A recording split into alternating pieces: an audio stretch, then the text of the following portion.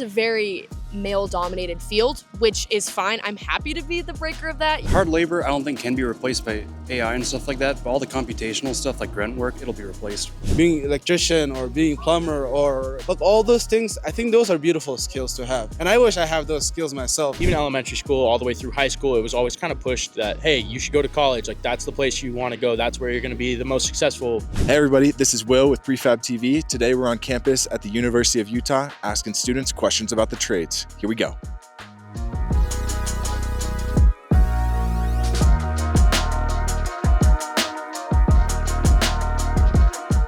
What do you study here at the University of Utah? I'm actually studying construction engineering. Oh, Awesome. I study criminology. okay.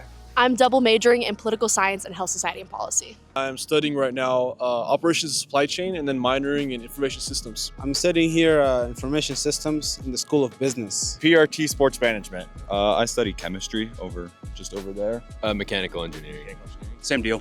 Do you think AI will replace traditional jobs in your field of study? I honestly don't think so. I think that supply chain is going to need an AI and it's already using it. I even have an internship right now and we use it quite a lot. But the thing is, it's not going to replace human minds because human minds themselves are a lot more advanced than AI. AI is just learning, So it's not going to replace, but it's going to be an effective tool to help out, people in their jobs, in supply chain, in improving efficiencies and processes. So I think in that way, it's going to just be a tool to help out with whatever you're trying to achieve in the business. Short answer, no. But it's more complicated than that, right? I think that there's areas where AI is going to help things move along a bit quicker, but overall replacement of jobs, no. It kind of depends on the job. I think it can be used as a tool to help us. I think things like analytical, it could definitely help with something like that, but I don't think it's going to fully replace anytime soon. No, everything requires a person to do a job within sports, and AI is not really accepted in that profession. So obviously with my major, it's a lot of politics and stuff. And obviously, I think AI will take over some aspects of it. I mean, if you saw some of Trump's bills that he signed on his first day of office, some of them were written partially by AI. So I think we'll definitely see AI integration and maybe a decrease in jobs. But the actual existence of political leaders will not be totally erased by AI, but also with health, society, and policy like public health. Once again, AI will be integrated to help create better demographics to see how we can attack certain diseases and stuff like that. But overall, what I'm going to is basically positions of power, and positions of power I don't think can be entirely eradicated by AI. I think it'll definitely help a lot of people do their jobs, but I definitely think a lot of apprenticeships and grunt work and just intro stuff will get replaced pretty quick. Got it. I agree. Hard labor, I don't think can be replaced by AI and stuff like that, but all the computational stuff like grunt work, it'll be replaced. In my field of study, I don't think so, but in more traditional fields of study like finance and insurance, absolutely. Absolutely. How do you feel about the amount of student debt students across the U.S. are taking to get their four-year degrees? It's kind of insane. It's just, I'm already in $20,000 of debt and it's not getting any better quicker. So Then with all the movement of budgets, a lot of our programs are getting cut. So it's definitely not getting better, that's for sure. I think it's pretty bad, but the thing is that students themselves also make the decision to go to college. So if you can't afford college, then don't go. Yeah. And instead just, save money, work a job, and then on the side, you could maybe get an associate's. Maybe you could do something else. I think the debt is a lot, and it depends on, from school to school in University of Utah. And I believe the School of Business is the most expensive one, and that's where the information systems is. And we are having to pay a lot for that degree. But at the same time, I think it's worth it. I think it's crazy. I mean, I think some is, if it's manageable, it's fine. But I think some of these, I've heard cases of people taking on, end up being $50,000, $100,000 in debt by the time they're done with their bachelor's or master's in, between 4 and 6 years, and that's just insane to me. Pretty crazy for sure. Personally, I spend a lot of time working. I have 2 jobs right now. I pay a good portion of my way through this with very minimal debt. I think that's kind of the way to go if you can swing that. For some degrees, it's insane. A lot of jobs that kind of end in dead-end pathways, a lot of degrees.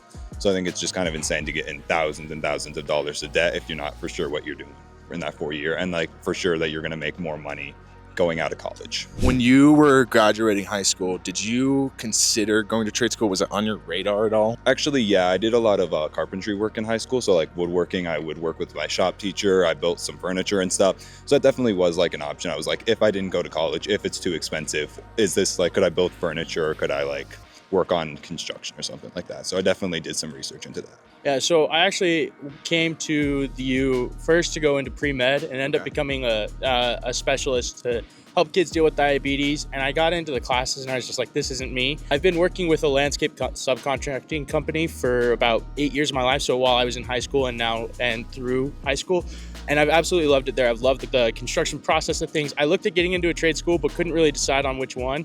I would say no, just because of where I came from. Like for me personally, I was already in a good, alhamdulillah. Alhamdulillah means like praise to God that I was in a good financial state. So then that's the reason why I just stuck with college and then went through that. And even in supply chain, you kind of have to work in trades because like, you know, you're working with like, you know, different materials and processing and handling and stuff like that. It actually was on my radar. It was just more of got convinced out of it unrealistically, I feel, just because my parents were worried about how things were going and they're like, you should make that like, I wouldn't bank on it just because with everything getting so much more expensive, it's hard to rely on it.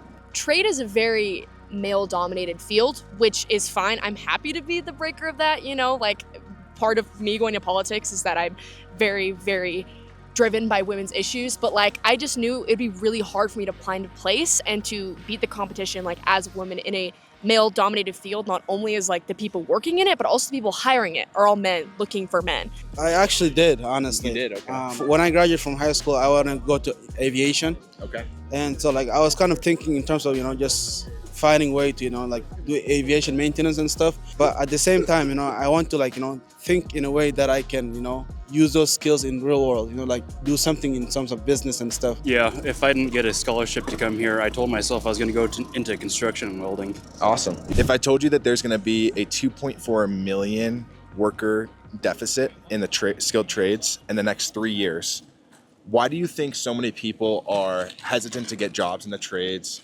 They're more focused on going to a 4-year school instead of going to trade school, things like that. Yeah, I think there's two reasons for it. I think number one, we're kind of a lazier generation with how fast things are coming with, you know, social media, our technology, AI, even fast food. You know, we get kind of lazy. I think a lot of people just want to go to class and be like, okay, this is, you know, how I'm going to do it. I don't want to go in and get into a more physically grueling job like, you know, HVAC or like electricity, like being an electrician or whatever. And then the other thing is I think that as we were growing up in you know, even elementary school all the way through high school, it was always kind of pushed that, hey, you should go to college. Like that's the place you want to go. That's where you're going to be the most successful, you know, make the most money. I see even here, like people, like a lot of my professors are like, hey, you guys should go get your master's degrees, even if it's not needed at all. I mean, in school at least, like my parents always told me you could do whatever, but in Ivy's parents and in school and stuff, you're taught to go the college route.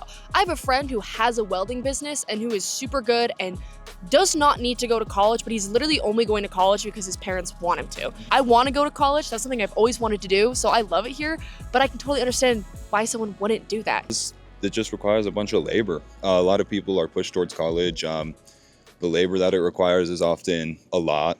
It's some of the jobs like plumbing are looked down upon. It's really, really skilled and it takes forever to learn, and you're still going to school, and a lot of people are pushed towards that 4-year degree and aren't really shown the different opportunities in skills.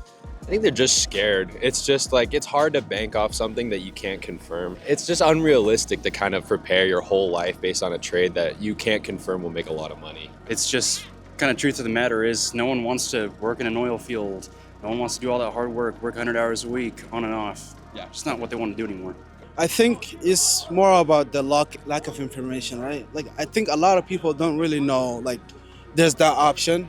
Because, like, growing up, you know, I grew up in an immigrant family, you know, that came, you know, from Sudan a few years back. They don't really know what trade school is. Okay. The only mindset they have is just, like, you know, either college or don't go to college. That was my parents too, same Right? thing, yeah. Does that make sense? Yeah. And I think it's like, if someone is interested in doing something in terms of trades, you know, being electrician or being plumber or, like, you know, aviation maintenance, you know, like all those things, I think those are beautiful skills to have. And I wish I have those skills myself, you know? All right, everybody, that's a wrap on today's shoot at the University of Utah. Make sure you leave a comment below to tell us what university we should come to next. And also don't forget to like and subscribe. I'll see you on the next one.